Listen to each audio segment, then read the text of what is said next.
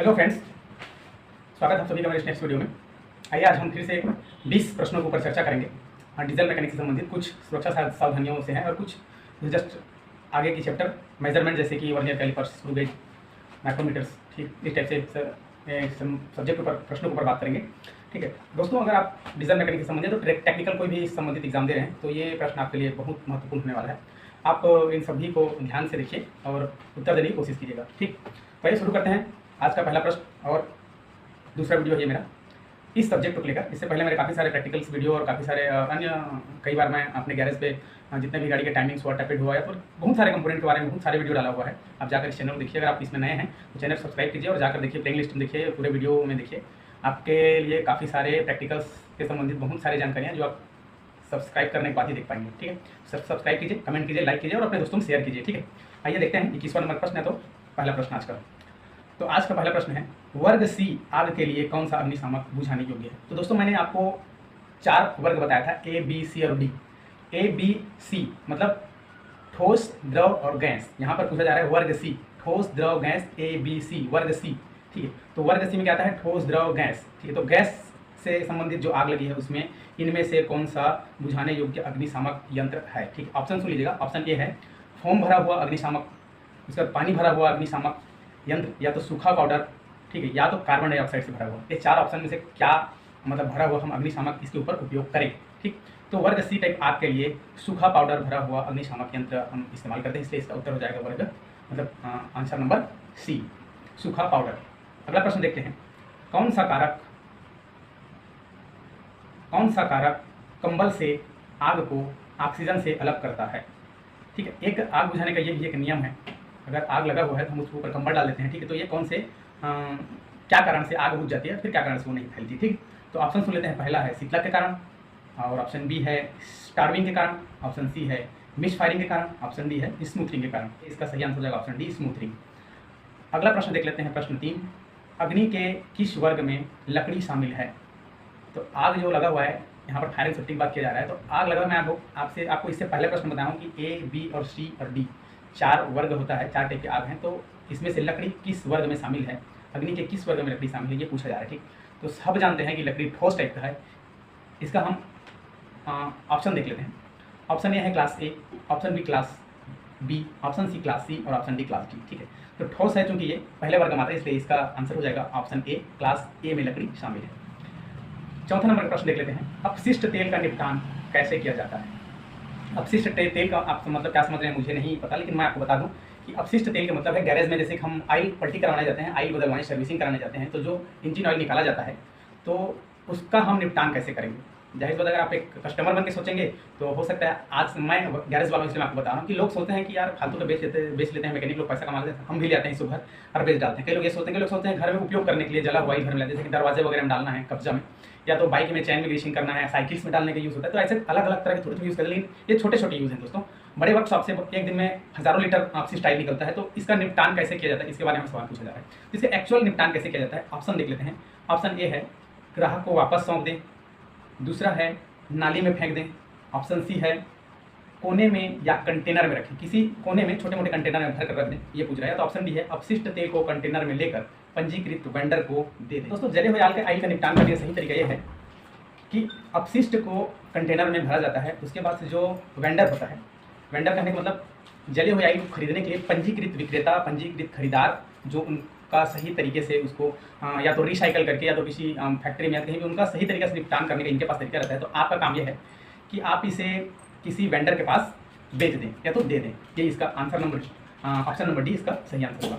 तो अगला प्रश्न देखते हैं, प्रश्न नंबर 5, उत्पादन को प्रभावित किए बिना कचरे को कम करने के लिए किस प्रकार की ऊर्जा है?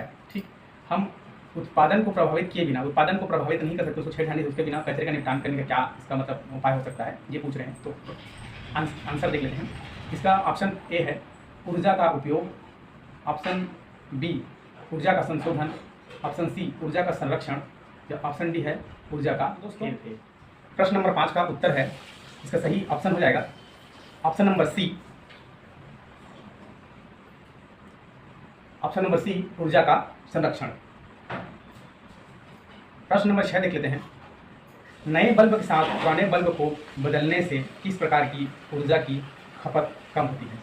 दोस्तों, बहुत दिन तक जैसे कि हम पहले क्या चलाते थे अपने घर में 100 वाट का बल्ब चलाते थे, तो उसे हम चेंज करके आजकल उसके बाद CFL चलाने लगे, उसके बाद LED चला रहे हैं। ठीक, तो इस तरह से अगर पुराने बल्ब को हम नए बल्ब के साथ रिप्लेस कर देते हैं तो इससे किस प्रकार की ऊर्जा खपत होती है। ठीक, ऑप्शन देख लेते हैं।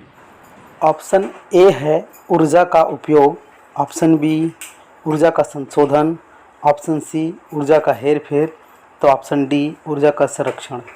तो दोस्तों, इस प्रश्न का सही उत्तर होगा ऑप्शन डी ऊर्जा का संरक्षण। तो दोस्तों, प्रश्न नंबर 7 देख लेते हैं। प्रश्न नंबर 7 क्या कहते हैं? ऊर्जा संरक्षण के प्रमुख अवसर कौन कौन? अवसर का मतलब यह है कि प्रश्न पूछ रहा है कि प्रमुख अवसर। ठीक है, तो ऑप्शन नंबर ए है रिसाव को रोकना, option number B replacement machinery, option number C household appliances का रिप्लेसमेंट, और ऑप्शन नंबर डी घर में रखने में चूक। तो दोस्तों, ये शब्द थोड़े से अजीब से लग रहे हैं आपको, क्योंकि ये अंग्रेजी से हिंदी में ट्रांसलेट किया गया इस चक्कर में। ठीक है, बट आपको चलाना होगा, और अगर आपको अंग्रेजी बेहतर समझ में आता है तो प्रश्न में जो दिए हुए अंग्रेजी में भी है इसका, उसमें से आप समझ सकते हैं। तो देख लेते हैं 7 नंबर प्रश्न का सही आंसर क्या हो सकता है। देखिए, रिसाव को रोकना भी एक प्रकार का ऊर्जा संरक्षण का अवसर है, लेकिन प्रमुख नहीं है। ठीक है, तो इसका सही उत्तर हो जाएगा ऑप्शन बी रिप्लेसमेंट मशीनरी, पुराने मशीनों को बदलना नए मशीन के साथ, ये है ऊर्जा संरक्षण के प्रमुख अवसर। ठीक है, तो प्रश्न नंबर 8 देखते हैं क्या कहता है। प्रश्न नंबर 8 है पुरानी मशीनरी के प्रतिस्थापन में किस प्रकार का ऊर्जा संरक्षण आता है। इससे पहले ही जस्ट यही हम लोग देखे हैं, लेकिन ये सवाल थोड़ा घुमा के दिए गए प्रश्न में। परीक्षाओं में कई सारे ऐसे प्रश्न पूछे जाते हैं कि सेम प्रश्न को घुमा कर पूछे जाते हैं कन्फ्यूज करने के लिए। ठीक है, ऑप्शन देख लेते हैं। लघु ऊर्जा संरक्षण के अवसर, प्रमुख ऊर्जा संरक्षण के अवसर, मध्यम ऊर्जा संरक्षण के अवसर, बहुत मामूली ऊर्जा संरक्षण के अवसर। ठीक है, ये 4 प्रकार के ऊर्जा संरक्षण के अवसर बताया गया है। प्रमुख जो है, इससे पहले के आंसर में बताया हूँ आपको कि प्रमुख में रिप्लेसमेंट मशीनरी आता है, और यहाँ पे प्रश्न एक पूछ रहा है कि पुरानी मशीनरी के प्रतिस्थापन। ठीक है, मतलब पुरानी मशीनों को नए मशीनों के साथ बदल देना कौन से ऊर्जा संरक्षण के अंतर्गत आता है। तो ये आता है, आंसर सीधी सी बात है, ये प्रमुख ऊर्जा संरक्षण के अवसर के अंतर्गत आता है। ये ऑप्शन बी आपका सही आंसर। प्रश्न नंबर 9 देख लेते हैं। किस प्रकार के ऊर्जा संरक्षण अवसर में जल रिसाव के बिंदुओं को रोकना शामिल है। तो दोस्तों, इससे पहले इसी प्रश्न के रिलेटेड मैं आपको बताया हूँ। ठीक है, तो ये लघु ऊर्जा संरक्षण के जो अवसर है, ठीक है, उसके ऊपर पूछा गया है। तो ऑप्शन देख लेते हैं हम लोग। ऑप्शन ए है लघु ऊर्जा संरक्षण अवसर, प्रमुख ऊर्जा संरक्षण अवसर, मध्यम ऊर्जा संरक्षण अवसर, अतिरिक्त प्रमुख ऊर्जा संरक्षण के अवसर। ठीक, प्रश्न नंबर 9 का सही आंसर हो सकता है ऑप्शन ए लघु ऊर्जा संरक्षण के अवसर। देखिए, नल से पानी टिप टिप रिसाव हो रहा है, उसे रोकना लघु ऊर्जा, हम छोटा सा संरक्षित कर पाए, छोटा सा हमारे पास अवसर है, इसलिए ऑप्शन ए सही है। प्रश्न नंबर 10 देख लेते हैं। मध्यम ऊर्जा संरक्षण के अवसर कौन से हैं। मध्यम ऊर्जा संरक्षण मैं नीचे में बताया हूँ आपको कई बार, मतलब ये लगभग हम लोग इसी से रिलेटेड लगातार प्रश्न कर रहे हैं। ठीक, ऑप्शन देख लेते हैं। मध्यम ऊर्जा के संरक्षण के अवसर के अंतर्गत कौन कौन सा क्या है। तो ऑप्शन नंबर 1 है गृह व्यवस्था, ऑप्शन नंबर बी पानी के रिसाव को रोकना, पानी के रिसाव को रोकने को लघु संरक्षण के अंतर्गत है। ऑप्शन सी है पुराने भवन का नवीनीकरण, ऑप्शन डी है मौजूदा हाउस होल्ड उपकरणों का प्रतिस्थापन। तो इसका सही उत्तर हो सकता है ऑप्शन डी मौजूदा हाउस होल्ड उपकरण का प्रतिस्थापन, replacement of existing house hold appliances. Option number D सही है। दोस्तों, अब यहाँ से हम मेजरमेंट मापक यंत्र जो है आपके वर्नियर कैलिपर्स या तो माइक्रोमीटर ऐसे रिलेटेड प्रश्न देखेंगे। अगला प्रश्न है, एक वर्नियर कैलिपर्स का आपके सामने इमेज दिखाया है। इसमें बताना है आपको कि एक्स के रूप में जो चिन्हित है भाग, ठीक है, एक्स के रूप में चिन्हित भाग का नाम क्या है बताना है आपको। तो ऑप्शन देख लेते हैं। ऑप्शन ए है बिम मतलब किरण, ऑप्शन बी है फिक्स्ड जॉ मतलब निश्चित जबड़ा, ऑप्शन सी है वर्नियर स्केल मतलब वर्नियर पैमाना, ऑप्शन डी है डेप्थ मेजरिंग ब्लेड गहराई मापने वाला ब्लेड। दोस्तों, अगर आप लोगों ने वर्नियर कैलिपर्स के बारे में पढ़ा है तो आप जरूर जानते होंगे वर्नियर कैलिपर्स ऐसा मापक यंत्र है जिसमें हम 3 तरह के मेजरमेंट ले सकते हैं, इनर डाया, आउटर डाया और गहराई को भी इससे नाप सकते हैं। तो ये जो एक्स ग्रुप में चिन्हित है इसका आंसर हो जाएगा आपका ऑप्शन डी गहराई मापने वाला ब्लेड। ठीक है दोस्तों, नेक्स्ट प्रश्न देख लेते हैं। नेक्स्ट प्रश्न है आपके पास सेम है। एक्स के रूप में चिन्हित भाग का नाम बताना है। ये आपके सामने जो इमेज दिख रहा है ये हमारा माइक्रोमीटर है, ठीक है। तो ऑप्शन देख लेते हैं, एक्स रूप में जो चिन्हित भाग है वो क्या है। ऑप्शन ए है कैप मतलब टोपी, ऑप्शन बी है लॉक मतलब ताला, ऑप्शन सी स्टॉक ये भंडार। स्टॉक मतलब ये यहाँ पे वही बता रहा हूँ आपको कि अंग्रेजी से हिंदी के भी चक्कर में स्टॉक मतलब भंडार हो गया। और ऑप्शन डी है स्नातक की उपाधि प्राप्त की। एकदम अजीब है, ठीक है, इसमें नहीं जाते हम लोग, लेकिन देख लेते हैं आंसर तो समझ ही आ जाएगा, ठीक है। देखिए ये अगर आप माइक्रोमीटर चलाए हो तो आप जान रहे हो ये जो भाग एक्स रूप में चिन्हित ये लॉक है, ठीक है। हम जितना भी इसको पहले अगर मापन ले रहे हैं, हम लोग इसको मेजर कर रहे हैं किसी भी कंपोनेंट को, तो अगर हमारा मापन एक परफेक्ट हो गया तो वहाँ पे उतने में ही लॉक लगाने के लिए, ताकि हम स्केल को बाहर निकाल के उसे आसानी से पढ़ सकें, इसलिए जो लॉक लगाने के लिए दिया जाता है वो लॉक। इसका आंसर हो जाएगा ऑप्शन बी लॉक। सही है। नेक्स्ट प्रश्न देख लेते हैं, माइक्रोमीटर के बाहर मीट्रिक की न्यूनतम संख्या क्या हो सकती है। प्रश्न है माइक्रोमीटर का अल्पतमांक हिंदी में तो या तो सबसे कम मेजरमेंट, ठीक है, न्यूनतम कम से कम हम इसमें कितना नाप सकते हैं, प्रश्न पूछा है, ठीक है। तो आपको पता ही होगा माइक्रोमीटर का अल्पतमांक क्या होता है। आंसर हो जाएगा option number A 0.01 mm micrometer का अल्पतमांक होता है। अगला प्रश्न देख लेते हैं, कौन सा हिस्सा बाहरी माइक्रोमीटर में मापने वाले चेहरे पर समान दबाव सुनिश्चित करता है। तो दोस्तों ऑप्शन देख लेते हैं, ऑप्शन ए है बैरल, ऑप्शन बी धुरा या तो स्पिंडल, ऑप्शन सी थिम्बल नोक, ऑप्शन डी रैचेट स्टॉक। मतलब साफ स्टॉक लिखा गया है लेकिन ये रैचेट स्टॉक, ठीक है। आंसर देख लेते हैं क्या सही उत्तर हो सकता है। तो इसका आंसर होगा डी रैचेट स्टॉक। माइक्रोमीटर चलाते हैं एकदम अंतिम में हम टाइट करते जाएंगे, लास्ट में एकदम लास्ट में एक अलग से छोटा सा हिस्सा लगा रहता है, इसमें नर्लिंग किया रहता है, ठीक है, ताकि वो आसानी से घूम सके। एक टाइम ऐसा आता है जब उसमें उसको टाइट कर देंगे तो पूरी तरह से तरीके से टाइट होने के बाद अगर हम उसको घुमाते हैं तो वो स्लिप होने लगता है और चर की साउंड आने लगता है, ठीक है। तो आप समझ जाओ कि जो मेजर कर रहे हैं उसका मतलब एकदम से वो सही पकड़ लिया है, पूरा पकड़ चुका है वो, और ज़्यादा नहीं पकड़ेंगे, ठीक, और ज़्यादा दबा देंगे तो वो दिक्कत करेगा या तो गलत मेजर है, ठीक। और ज़्यादा दबा ही नहीं सकते क्योंकि वो जो अंतिम में घुमाने का जो सीधा रहता है उसका, जिसे हम यहाँ स्टॉप जिसे कहते हैं रैचेट स्टॉप, ठीक है, वो उससे ज़्यादा घूमेगा, उससे ज़्यादा दबाव डालेंगे नहीं, वो स्लिप होने लगता है, ठीक।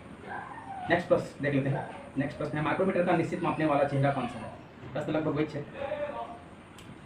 तो निश्चित मापने वाला चेहरा देख लेते हैं, एनविल। ऑप्शन नंबर ए है एनविल, ऑप्शन नंबर बी आपको barrel, option number C spindle मतलब धुरा, ऑप्शन नंबर डी है नो, ठीक। तो मैं भी नेक्स्ट पिछले प्रश्न में बताया हूँ कि अगर मापन करते समय हम उसे उसका रैचेट स्टॉप को घुमाते हैं जब तक, और उसका जस्ट दूसरा हिस्सा पिछले साइड का ये वाला, ये होता है हमारा एनविल, ठीक है। और इसका सही उत्तर है ऑप्शन नंबर ए एनविल, ठीक। नेक्स्ट प्रश्न देख लेते हैं, कैमशाफ्ट पत्रिकाओं के व्यास को मापने के लिए किस उपकरण का उपयोग किया जाता है, ठीक। तो कैमशाफ्ट के पत्रिकाओं कहने से मतलब एकदम सा टेक्निकल शब्द नहीं लग रहा है, ठीक है। अगर आपने केम देखा होगा तो आपको पता चल जाएगा कि पत्रिका किस भाग को कहा जा रहा है। मैं आपको इंग्लिश में दिखा रहा हूँ, ठीक है। ये वाला हिस्सा इसका पत्रिका है, ठीक है, या तो हम इसे लोब कहते हैं, ठीक, या तो कैम्स भी कहते हैं। तो इसको मापने के लिए इसके पत्रिकाओं को कैमशाफ्ट के पत्रिकाओं के व्यास को मापने के लिए किस उपकरण का उपयोग किया जाता है। तो जाहिर सी बात है बाहर से नापेंगे। ऑप्शन देख लेते हैं, ऑप्शन नंबर एक है ये है गहराई में माइक्रोमीटर मतलब डेप्थ माइक्रोमीटर, या तो ऑप्शन बी 3 बिंद अतिरिक्त micrometer 3 point internal micrometer, option C inside micrometer मतलब अंदर micrometer, option D outside micrometer. तो सीधी सी बात है दोस्तों, कैमशाफ्ट का में कोई भी खोखला हिस्सा नहीं था जहाँ हम किसी ऐसा मेजरमेंट वाले हिस्से को डालकर गहराई माप सकें, ठीक। तो इसलिए इसका आंसर हो जाएगा ऑप्शन डी सही है। आउटसाइड माइक्रोमीटर से ही हम कैमशाफ्ट हुआ क्रैंकशाफ्ट हुआ इसका मोटाई हम लोग नापते हैं, ठीक। अगला प्रश्न देख लेते हैं, बाहर के किलोमीटर एविल में कौन सा सामग्री का उपयोग किया जाता है, ठीक। यहाँ पर पूछ रहा है which material is used in the outside micrometer anvil. जो बताया एनविल आपका माइक्रोमीटर का दूसरा वाला हिस्सा पीछे साइड वाला, ठीक, जहाँ हम लोग माइक्रोमीटर को टाइट करते जाएंगे, लेकिन एक हिस्सा उसके पीछे मोटा है जो अपोजिट दबाव डालता है, वो वाला हिस्सा पूछ रहा है कि वो कौन से मटेरियल का बना रहता है। ऑप्शन देख लेते हैं, ऑप्शन ए है पीतल, ऑप्शन बी है इसमें पीतल ही दे दिया गया है लेकिन ये ब्रास और ब्रोंज मतलब पीतल या कांसा है, दोनों पीतल और कांसा। उसके बाद सी है कार्बन, उसके बाद डी है कार्बाइड, ठीक है। तो इसका आंसर हो जाएगा दोस्तों ऑप्शन डी कार्बाइड। ये हिस्सा कार्बाइड का बना रहता है। नेक्स्ट प्रश्न देख लेते हैं, एक्स के रूप में चिन्हित भाग का नाम बताइए। तो आपके सामने में माइक्रोमीटर का इमेज है। और एक्स ग्रुप के जो चिन्हित भाग है आपको उसका नाम बताना है। ऑप्शन देख लेते हैं। ऑप्शन ए है एनविल मतलब निहाई, ऑप्शन बी फ्रेम मतलब ढांचा, ऑप्शन सी स्पिंडल मतलब धुरा, और ऑप्शन डी है नो मतलब थिम्बल। तो ढेर से बात है, माइक्रोमीटर का ये सबसे बड़ा हिस्सा है, ठीक है। इसका आंसर हो जाएगा ऑप्शन बी फ्रेम मतलब ढांचा। अगला प्रश्न देख लेते हैं। अगला प्रश्न 9 है। प्रश्न सेम है, एक्स के रूप में चिन्हित भाग का नाम क्या है, ठीक। जो एक्स ग्रुप में चिन्हित है फ्रेंड्स वही है हमारा कार्बाइड का बना हुआ, ठीक। तो अभी देख लेते हैं कि एक्स ग्रुप में चिन्हित भाग क्या कहते हैं इसको। एनविल है option number A, option number B frame मतलब ढांचा, ऑप्शन नंबर सी स्पिंडल मतलब धुरा, और ऑप्शन नंबर डी है थिम्बल मतलब नोक। तो इसका सही आंसर हो जाएगा ऑप्शन नंबर ए हो जाएगा। ऑप्शन नंबर ए हो जाएगा निहाई मतलब एनविल। एनविल को याद रखिए, ये एनविल ज़्यादा फेमस नाम है, निहाई बहुत कम लोग बोलते हैं। अगला प्रश्न देख लेते हैं, बाहरी माइक्रोमीटर मतलब आउटसाइड माइक्रोमीटर में कितने समान थिम्बल डिवीजन बनाए जाते हैं, ठीक है। तो पूछ रहा है थिम्बल होता है जो हम घुमाते हैं, उसमें एक पढ़ने वाला स्केल रहता है, जो जब उसे माइक्रोमीटर को हम टाइट करते हैं किसी भी कंपोनेंट में फंसा के, तो जैसे टाइट करते हैं तो उसमें देखिएगा एक स्लॉट कटर वैसे थोड़ा टेढ़ा टाइप का रहता है वो, ठीक है। और एक स्केल रहता है, जब वो टाइट करते हैं तो अंदर घुस जाता है, वो वाले हिस्से में एक स्केल रहता है। तो पूछ रहा है थिम्बल में, ठीक है, जो घूमने वाला हिस्सा है जो टेढ़ा बना रहता है उसमें कितने डिवीजन है, ठीक है। तो ऑप्शन नंबर ये है आपके सामने में 30 division, option number B 40 division, option number C 50 division, option number D है 60 डिवीजन, ठीक है। तो इसका सही आंसर हो जाएगा ऑप्शन नंबर सी 50 डिवीजन, ठीक। 50 डिवीजन इसमें कटा रहता है। तो फ्रेंड्स आज के लिए बस इतना ही, मिलते हैं नेक्स्ट वीडियो में। और अगर ये प्रश्न सारे आपके लिए बेहतर साबित हो रहे हैं या फिर आपको अच्छा लग रहा है तो आपके काम का है, आपके नहीं तो आपके किसी मित्र का काम आएगा, तो मैं आपसे रिक्वेस्ट करूँगा कि चैनल को आप सब्सक्राइब करें, कमेंट भी करें कुछ भी अगर सवाल है आपका, और शेयर ज़्यादा से ज़्यादा शेयर करें ताकि किसी न किसी ज़रूरतमंद के पास ये प्रश्न पहुंच जाए। और ये सारे प्रश्न जरूरी नहीं कि ITI के डीजल मैकेनिक में या तो मोटर मैकेनिक से ही हो में ये सारे काम आते हैं। टेक्निकल ट्रेड से पूछे गए काफ़ी सारे सवाल हैं, ठीक है। कई राज्यों में इससे रिलेटेड प्रश्न काफ़ी सारे जॉब्स के लिए, जैसे कि रेलवेज में हुआ है, तो फिर किसी पावर प्लांट्स में अगर जॉब निकलता है, ठीक है, भारत कंपनियाँ सभी टेक्निकल एग्जाम होता है, उसके लिए काफ़ी उपयोगी साबित होता है। तो मैं रिक्वेस्ट करूँगा कि आप वीडियो को ज़्यादा से ज़्यादा शेयर करें, ठीक है। ऐसे ही मोस्ट इंपॉर्टेंट क्वेश्चन के साथ मैं नेक्स्ट वीडियो में मिलूँगा आपसे, तब तक लिए